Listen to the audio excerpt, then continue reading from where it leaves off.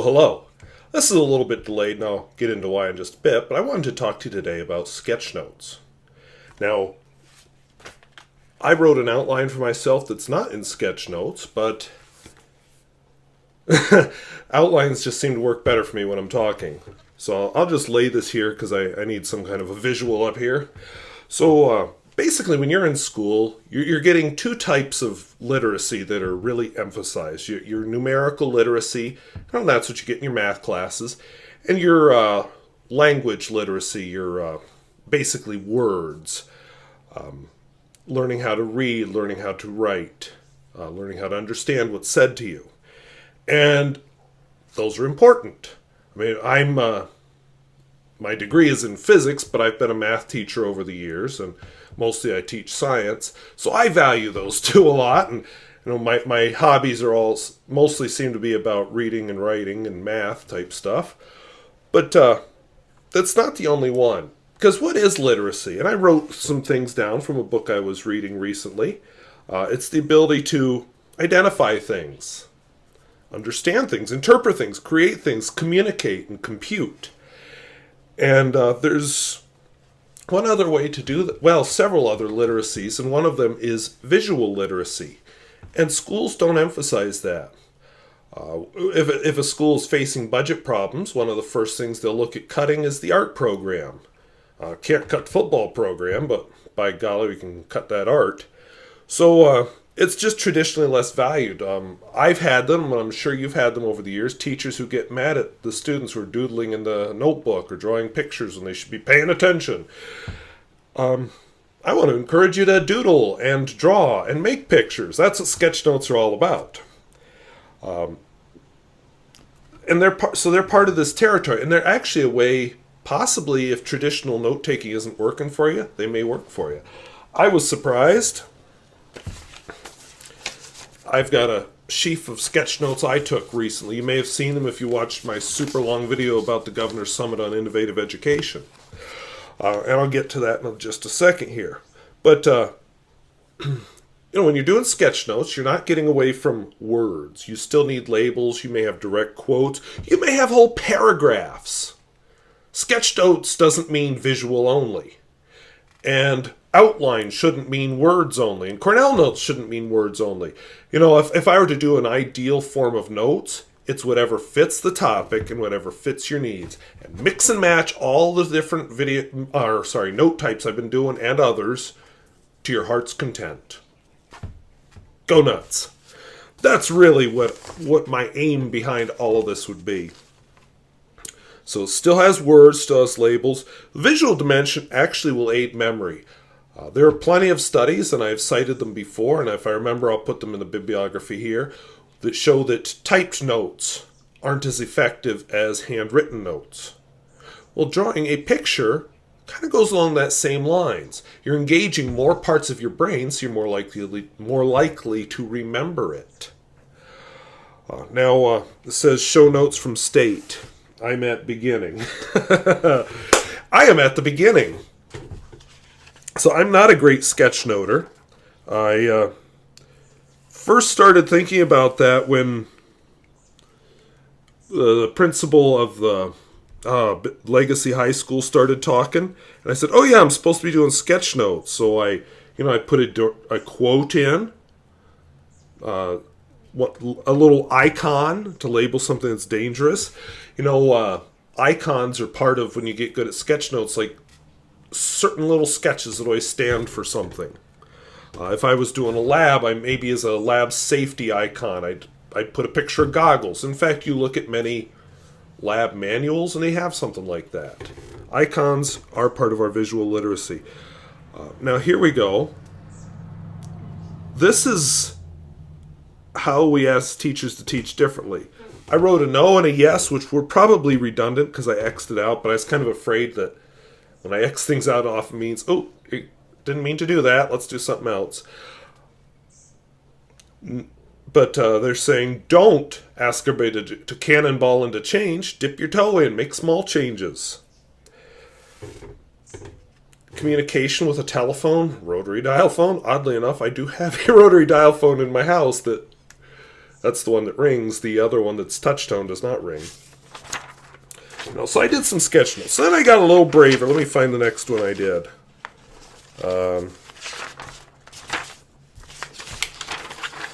This guy, Ted Dintersmith. A lot of words here. Maybe as I get better at this, I'll be comfortable with more pictures. I see it as I'm in the process of learning, and it takes practice. Sometimes even the text can be a picture. And I used color as organization because I did all my panel discussion notes as a actual text, not as a sketch notes, but not a traditional outline either. I did them in Matahari's cordial, and everything else in black with a couple highlight colors. Some stuff, outlines seem to work the best. But then you get concepts. Your early adopters, the ones that get the ball rolling. Somebody actually, Matthew Beddow, who comments on these videos sometimes, pointed out that the 262 rule, 20% of your people are your early adopters, 60% will go along with it, and then 2%, 20%, which aren't drawn on here, will resist change no matter what. But a nice visual. Designers, I've got a paintbrush. Here's the fact that DPI, that is what North Dakota's Capitol building looks like. It is a concrete box. Looks better inside, I will grant that. But DPI, our Department of Public Instruction, has to approve things. So yeah, I could have written that down, but I drew a little sketch. Local control versus law and policy. One size does not fit all. And I started sketching the individual speakers. Like I said, I'm at the beginning. I'll show you in that notebook I had laying down here at the beginning. I've been doing a lot of thought about my STEM class. Some days I'll write like text. Other days, depending on what I'm thinking about. Like one day I was just like, what if all my classes were like STEM? And I just it was late at night, so I wasn't really into deep thoughts. If you know me, I'm not a night person. But, I just drew little sketches. Oddly enough, I've got this weird, like, every time I draw a computer, I always draw a TRS-80. And how long have they been obsolete? Communication, I seem to like rotary dial phones. Public speaking, he's holding a lollipop. I don't know why. I was probably trying to make it look like a microphone, and it really doesn't. Writing, of course, I'm a fountain pen guy. I have to draw a fountain pen. Nice banner across the top. So that's kind of what sketch notes look like. And you could mix and match words and so on. This notebook, I've mentioned it before. I did a video on notebooks. This one's kind of cool. Grid and then lined paper. So you can mix graphs and drawings with text. This company, Cognitive Surplus, also sells them with blank and lines. I have a Code and Quill notebook that I showed you in that same video that, is dot paper and lined. You can get notebooks that are all dot paper. You can get all blank notebooks, although those are a lot harder to find because people don't like them. I notice a lot of the sketchnoters actually like a sketch book. Now, let me grab my outline again so I don't forget something. I feel like you need to see good examples, not just mine. So I wrote down a few. I have a link in the in the video description to a talk by Ken Robinson. Now, as far as I know, he doesn't do sketchnoting. This was made by somebody else to accompany one of his TED Talks. ASAP Science is very well known for their sketchnotes. I have the book here. Or is it on my other shelf where I have to get up? Oh, here we go. These guys, it's two men. Okay, not showing that picture. But they'll do marker board sketches. And they do some cool we'll just do that later. They do some cool special effects with their marker board sketches. Transitions. Speed it up sometimes. Paused, That's kind of cool. He only ever says his first name, and I'm not 100% sure I'll get this right, but Tioyichi. I'm not sure what he does professionally, I'll be honest, but he seems to be really into art. He recently did a series of videos on a trip to Japan. It was interesting. He showed us a video on his sketchbook when he got back. Now, he wasn't exactly doing sketch notes. His was more definitely on the art side than what I'm going to talk about. But interesting because he sits down and does detailed drawings of a spot. Part of his video was, I was walking around and trying to find the spot, and he shows the different angles he tries before he says, okay, I'm going to sit here and draw this sketch. And that really immerses him in that. Yeah, you could take a picture. That's what I typically do. I'm a photographer more than a drawer. But neat record. And he has a sketch notes of his packing list. Here's another name that I may struggle with. I used a couple of this guy's videos in my anatomy class. Armando Hasadungan. He does anatomy videos, and they show that sketch notes aren't just for light, fluffy concepts like the one you're going to see in a minute. They're for very heavy, detailed, technical subjects too. He does anatomy. He does very detailed anatomy drawings. His is quite a stunning channel. I'm not teaching anatomy next year. Another class I lost, but that one doesn't bother me as much. But I'm still going to stay subscribed because it's just so well done. So I think I already did this. To put it in context, I'm teaching methods of taking notes. You need to put everything I'm teaching together into a format that works for you. Maybe you're more text-centered. Maybe you're more visual. But don't be afraid to put drawings in your notes. And maybe go nuts. I was surprised. I mean, not that these are beautiful sketch notes, but how much information can get packed into a picture. My god-awful picture here of North Dakota being small and nimble, going around a bloated United States. I know what that's about, and it's been how many weeks since I went to this conference? The silo thing, I get that. I still see, I'd rather be comfortable. But to get to the future, you need to go up where it's uncomfortable, and you need local support to get there. And that's still there from that visual. And so that's why I think there's a lot of power in sketch notes. And as I practice and get better at it, I may get away from the words. Now, to be fair, and then I will switch over to the other part of the video. To be fair, same things as I said in the other note-taking videos. What is essential? You're not after all the little details. And if you're a teacher, my God, stop with the detail stuff. Stop trying to trick them with how many details they can write down and remember. Big themes, the things they're actually going to take away from your class. All right, one last thing, and then we'll close. You won't be able to hear me because I have to walk in front of the microphone and the audio doesn't pick up. But I want to just give you I had to move the document camera out of the way. I wanted to just give you an idea of how powerful visual language is. So I put this t-shirt on purpose. This is a powerful visual image that says a lot.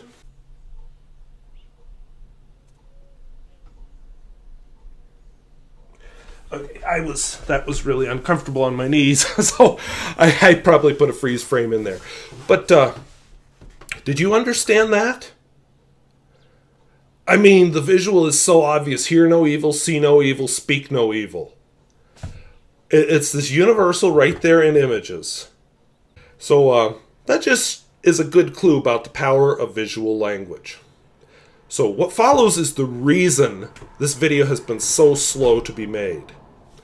I'm going to talk about sketchnotes while doing sketchnotes with a fountain pen. And I have to add the narration later. I'm going to have to speed it up and slow it down later. So there's a lot of post-processing to this. So as I say this now, I don't yet know how it's going to turn out. Although I did do a sketch with pencil ahead of time. So, I just thought I would mention also, this is a book you could look at. It's a Sketchnote handbook. Mike Rohde, if you really get into this. He goes through a lot of different things about, sometimes I felt maybe it was a little too drawery and not enough content, but he goes through a lot about sketchnotes. And yes, you can do it on an iPad.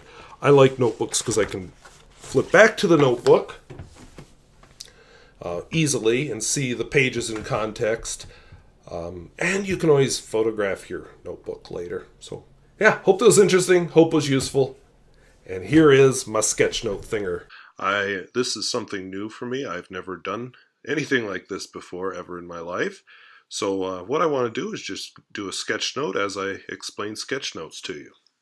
So first, I'll show you the tools I'm using, and I'll come back to the tools in a bit. From top to bottom, I have a Noodler's Conrad, one of the old resin ones, with a Goulet 1.1 millimeter stub nib in it, a Pelikan 400NN, which is a vintage pen, an F. Salvatore pen I'm trying out and I'm going to be returning because it's just for a pen review, so here I am using it, and finally a Waterman Hemisphere. I have Omos black ink in the Conrad. I have Pelikan black 40001 brilliant black. I have some kind of red ink, I forgot what it is, in the F. Salvatore, and I have Bay State blue in the Noodler's, or I'm sorry, in the Waterman Hemisphere. So moving on. So first thing I'm going to do is I'm going to put a label. Now maybe you put it at the top of the page, maybe you put it in the middle like I did here. And I'm going to put a flag around it just so it stands out as the label, title thing. You know, it's a sketchnote thing. Have some fun. Make it a little three-dimensional. And I'll write the date below it. If I'd been thinking, I might have put the date right in there with it. Now, a lot of sketchnoters will print, but I'm a cursive guy, so I'm going with cursive because the only person who's going to see this is me, and, well, I guess now you. All right. Now let's move on into why. And as I went through this, I got better and better at drawing. I got smarter about my arrows and such, but I'm at the beginning too. So the first thing I drew was a brain, because memory. Now, doesn't have to be a beautiful brain, it's just a brain. Drawing and writing combined will help you remember better. Now, another good thing, if you're sketching this, you can save your notes on various topics. And that might be good for another video. What can you actually sketchnote about? But, put them in a nice notebook like the cognitive surplus I showed you. After a few years, you'd have quite a library of your own notes. Agatha Christie's notebooks are some things cognitive scientists still like to study. Another one, of course, is literacy. As schools, we teach our mathematical literacy, our verbal literacy, but we're weak on the visual literacy, and that's a dimension of literacy that's really important. So, yeah, those are some reasons why I like sketchnoting. Now, as far as tools, I gave you a clue what I was using earlier. Now, I don't have a good notebook for using under the camera, so I just pulled a piece of paper out of my printer. But I would suggest either paper that goes in a good binder, like I did with the notes from my state meeting, or paper that's in a nice sketchbook. There's a number of good ones on the market. Since this is new to me and I kind of like those cognitive surplus notebooks and they don't work under the camera, this is what you're getting. You, of course, need writing utensils. I suggest having something with a broad nib, maybe a stub, like my Noodler's Conrad, something with a finer nib, like my Pelikan. And then you need a couple highlight, well, at least one highlight color, possibly more. Don't go too crazy with colors you'll forget, but at least two. You may want a highlighter. I didn't include that because honestly, I would use the bright color as my highlighting. Keep it from getting too crazy. And then, of course, that's why I said, keep it simple, silly. Just in case anybody's watching, I'm going to say silly. If it's too complicated, you won't do it. Now, there's a lot of ways to organize your sketch notes. Of course, the easy one is just randomly pop ideas in, and there may be a setting where that's appropriate. That would be called the popcorn approach, which I went back when I realized I should label it. Linear, which is what most of my notes at that state meeting were. You could do radial, which is what you're seeing here. You could do them in columns. You may follow a path. Or, and this is one I thought of as I was doing this, I did one with my anatomy class. We did a battle to illustrate the immune system and all the cool things going on there. And there is some cool stuff like immune cells wearing the skins of their enemies. I mean, the teenage boy in me was really enjoying that concept. My more serious students, not so much. So I just put names in: popcorn, linear, theme, radial, columnar, path. And you may have an idea which one you want to use if you know what the presentation's about ahead of time. Now, if you're just walking in blind, not so much. But I know when I did the state meetings, I was at least able to write down who was the speaker, what were they speaking on. I was able to do my titles and everything, and I hadn't yet started doing the fancy flags, so that was not as exciting as it could have been. So there's a couple different methods of doing it, let's say. What you see here is not really this, but you could just do it. First draft is your sketch note. I like that one because that's the least work. You could do it where you do a first rough draft in class and then you review your notes later for your permanent notebook. That's actually what this is, because if I was presenting this to other people, I needed to have all the information and know exactly how I was going to sketch that. So that's really what I did here. Another method that might work depending on the class, or if you're doing it for a book or TV show, write little concepts down on the 3x5 cards, and then later when it's all done, put it together into a big, huge sketch. Maybe any of these methods, this will work. Maybe besides it keeping your notebook, maybe you want to take a picture of it so you can keep it online somewhere, like in Evernote or OneNote or something, and have a record. Now, of course, there's going to be lots of excuses. I think this will be the one that the most people are going to say, oh, that's not for me. I've already heard it from a few of my colleagues at school. That no, I've even heard it from some of my students. You know, a big one. Heard it from students, heard it from colleagues. I used to say this one, I can't draw. Yes, you can. Can you draw a stick figure? Can you draw a box? Can you draw a circle, a triangle? You can draw. We're not creating art here. We're creating sketches. Another one that I've heard is, but the details. Well, as I said in my videos, yes, you're going to miss details, but when you're taking notes, that's not what they should be about. And if you're a teacher insisting on details in your notes, shame on you. Shame, shame, shame. All you need is a bell to ring. Game of Thrones fans may catch that reference. Here's one. I like this other method of note-taking better. Okay, do you like that other note-taking method because that's what you're used to, that's what you're familiar with? Do you like it better because that matches what you're doing better? I would say mix and match methods as it matches your personality, your skill level, your comfort level. Don't be afraid to experiment. And the content. Some content is just naturally better for outlines. Like I showed you, the Q&As were definitely an outline thing. Maybe a better sketchnoter could have sketched them, but not me. Time. Oh, it'll take forever to draw. No, just do quick sketches. What if the speaker talks too fast? Again, big themes. Maybe you can abbreviate enough that you'll know how to fill it in later when you go back to it. And then, of course, a big one. Oh, I just don't know how. Learn. Practice. So we'll go back to a big overview here. It turns out I didn't use the red pen at all, which didn't really surprise me. Like I said, I like to keep it simple. I don't use a lot of colors in mine. If I come up with thoughts of my own separate from those, I would have written them in with the red. On my sketch notes from the meeting I was at, the green was my thoughts.